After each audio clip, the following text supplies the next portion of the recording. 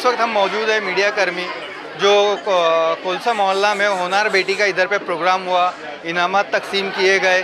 1 महीने का ये कोर्स था जो लड़कियों को भी सिखाया गया उनके पैर पे खड़े होने के लिए, उनके अंदर मतलब एक हिम्मत अफजाई का काम किया गया है और जो भी उनको एक फेलिसिट किया गया है। तो आइए जानते हैं इस कमेटी के जो मेंबर है जिन्होंने इस प्रोग्राम को सक्सेस करा और इसमें काफ़ी मेहनत करी, उनसे जानते हैं कि उन्होंने किस तरह से इस प्रोग्राम को आगे बढ़ाया है और क्या उनकी इच्छा थी।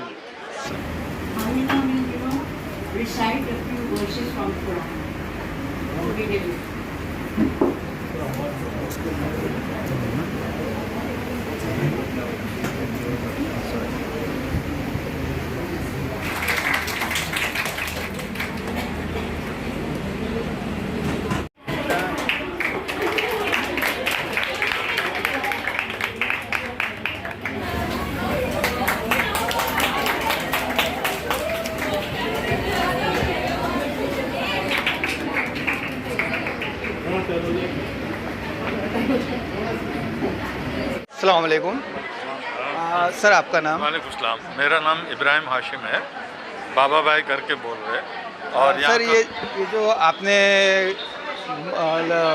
होनहार बेटियों का ये जो प्रोग्राम रखा है, इस प्रोग्राम का मेन मकसद क्या था? देखिए, प्रोग्राम का मेन मकसद ये है कि हमारी बेटियां जो है पढ़े लिखे और यानी जिस तरह आज भी यानी हमारी हुकूमत का भी एक नारा है कि बेटी बचाओ बेटी पढ़ाओ, तो ये हमारा ये तो अभी का नारा है, लेकिन हमारा ये सन 2000 से चलते आ रहा है और ये प्रोग्राम हम हमेशा करते आ रहे हैं हर साल कि बेटियों को कुछ तरबियत मिले, अपने घर में भी किस तरह रहना और अपने ससुराल में जाके भी किस तरह रहना, इस तरबियत के निस्बत से हम लोग ये प्रोग्राम करते हैं। सरकारी नारा जो आपने कहा बेटी बचाओ बेटी पढ़ाओ, ये नारा तो सिर्फ खोखला निकला, इन्होंने किसी तरह से कोई काम नहीं किया। जो भी काम कर रही है एनजीओ कर रही है, तो इनको जो आप होनहार बेटियों को जो आप हुनर सिखा रहे हैं, तो ये हुनर आगे फ्यूचर में क्या उनके काम आएगा या उनको अगर ज़रूरत पड़ी तो किस तरह का आप सपोर्ट करेंगे?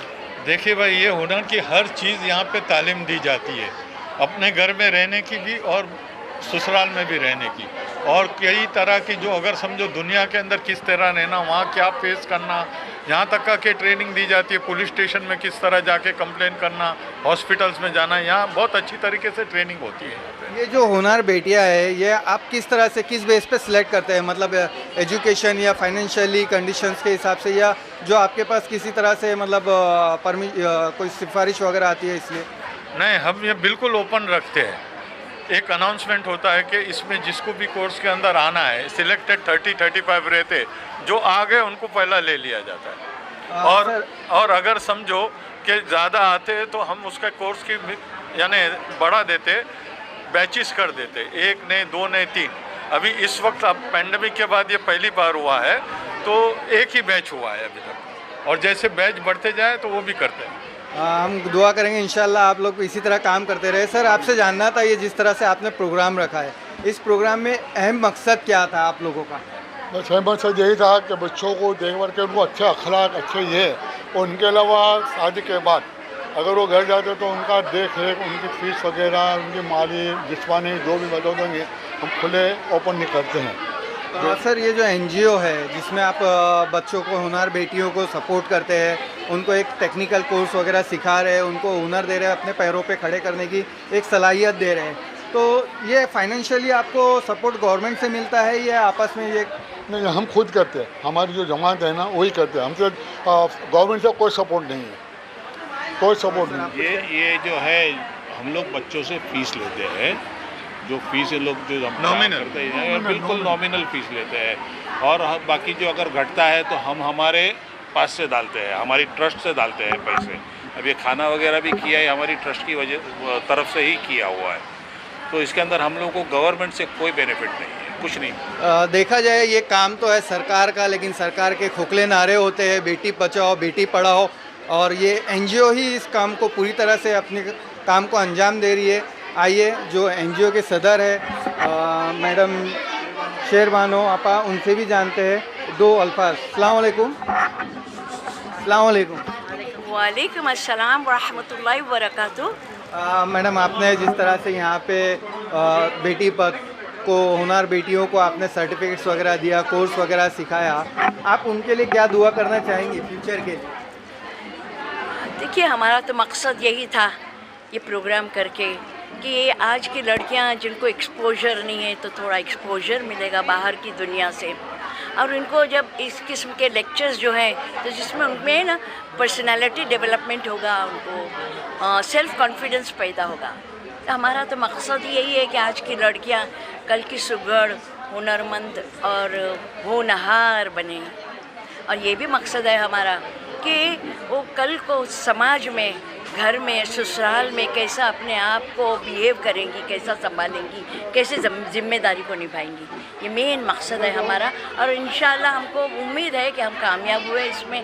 जब पहले लड़कियां आई तो बिल्कुल खामोश बैठती थी, अब 1 महीने के बाद वो इतना है कि वो आपस में बोलने लगी है, आपस में इंटरेक्शन होने लगा है, एक दूसरे से मिलने लगी हैं, उनमें थोड़ा खुद एतमादी पैदा हो गई। ये बड़ी खुशी की बात है। मैडम, ये जैसा कि हमने देखा पेंडेमिक में हर एनजीओ ने, हर सोशल जो भी ग्रुप्स है, सब ने पेंडेमिक में काफ़ी ग्राउंड लेवल पे काम किया। तो जैसे कि एनजीओ में कुछ जो हेड्स रहते हैं वो हाईलाइट होते हैं, लेकिन ग्राउंड लेवल पे जो एनजीओज़ के मेंबर्स होते हैं, चाहे मेल हो चाहे फीमेल हो, तो उन लोगों के लिए आप क्या कहना चाहेंगे? उनको किस तरह से आगे बढ़ाना चाहिए? अब ये मौका तो है ना, यहाँ पे जो लड़कियाँ हैं बिल्कुल यंग है, हम उनसे तो एक्सपेक्ट नहीं कर सकते हैं, इधर बिल्कुल out of the way question है। बट नेवर माइंड, हम लोगों ने जो दूसरे अदारों से भी मैं जुड़ी हुई हूँ, और इस पेंडेमिक में काफ़ी काम हुए हैं, घर घर जाके उनको मैनेज किया गया है। डिज़ास्टर मैनेजमेंट में काम लिया जाता है, कहीं भी जैसे ऐसे प्रॉब्लम्स आए तो उनको है ना तो अनाज पहुंचाया गया था।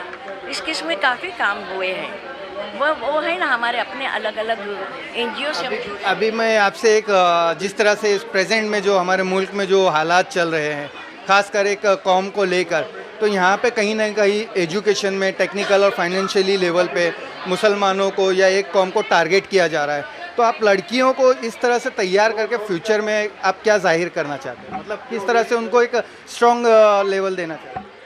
ये जो पॉलिटिकल हालात हैं उससे हम भी वाकिफ़ हैं, आप भी वाकिफ़ हैं, मैं ज़्यादा कहना नहीं चाहती हूँ, लेकिन एक बात है, हमारे कौम में एजुकेशन की सख्त ज़रूरत है। अभी हमें ना यहाँ हमारे कुछ अदारे ऐसे हैं जो IAS IPS एग्ज़ाम के लिए तैयार कराते हैं, क्योंकि वो उनका अमल दखल है ना पॉलिसी लेवल पे होगा, पॉलिसी बनाने में होगा। तो इंशाल्लाह और ये भी है कि जागृति तो आई है, हमारे यहाँ लड़कियाँ भी बहुत अच्छे से पढ़ने लगी हैं, आगे बढ़ने लगी हैं।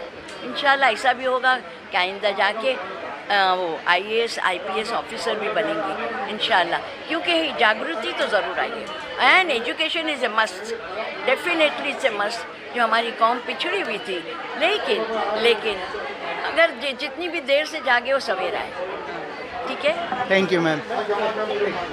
मैडम, जो डिवोर्सी वुमेन्स हैं और जो मैरिड हैं और जो दूसरी वुमेन्स हैं, उनको लेके अपलिफ्टमेंट को लेके आपकी कुछ ट्रस्ट या NGO कुछ करेगी क्या? अभी ये इस किस्म के बारे में मैं आज बात नहीं करना चाहूँगी। ये ना it's not a topic, subject. अब जैसा आपने पूछा मैंने पट करके जवाब दे दिया।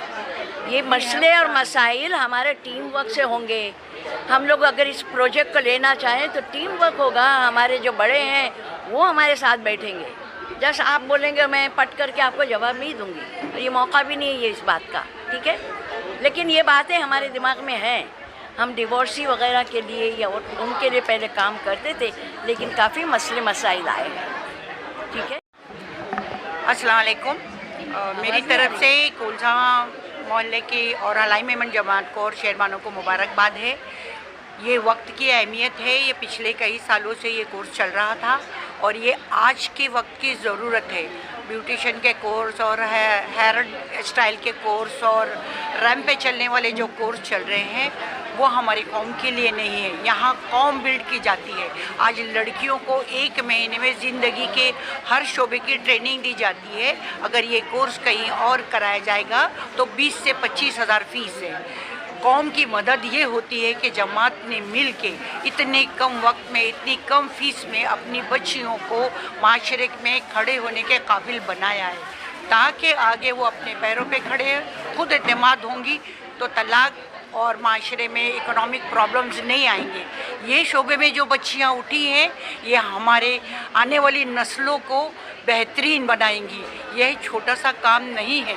ये मैं चाहती हूँ, मेरा पैगाम आपके ज़रिए है कि हर NGO हर गली मोहल्ले में, जैसे मुमरा है, गवंडी है, मल्हार एरिया है, वहाँ भी इस तरह के प्रोग्राम हो। हमारी बच्चियाँ घरों में मोबाइल से मुतासिर होकर गलत रास्तों पे जा रही हैं। माशरे के मैं प्रोग्रामों की तरफ इशारा नहीं करना चाहती हूँ, मगर हमारी बच्चियों को एजुकेशन से पीछे किया जा रहा है, तो ये वक्त की ज़रूरत है। 1 महीने का कोर्स क्या होता है? मैं तो चाहती हूँ कि ये फुल टाइम 15 दिन का भी कोर्स छुट्टियों में रखा जाए, क्रिसमस की छुट्टियों में रखा जाए, हर स्कूल कॉलेज में रखा जाए, क्योंकि आपको किताबों में ये नॉलेज नहीं मिलेगी जो ज़िंदगी में आपको अमल करना है। और ये हालात से मुकाबला करने के लिए ये औरतें ही होती हैं, जब वो मुस्तकिम होंगी, खुद एतमाद होंगी, अच्छी औलादें पैदा करेंगी, ताकि इस माशरे में सर उठा के मुसलमान जी सकें। ये हमारा पैगाम है। तो ये है कोलसा मोहल्ला भलाई मेमन जमात की तरफ से जो होनार बेटियों को ट्रेनिंग दी गई, कोर्स सिखाया गया, उसका इनामात की इधर तकसीम की गई। और यहाँ के जितने भी ट्रस्टी थे इस जमात के, उन्होंने अपना अपना पक्ष रखा। Thank you so much.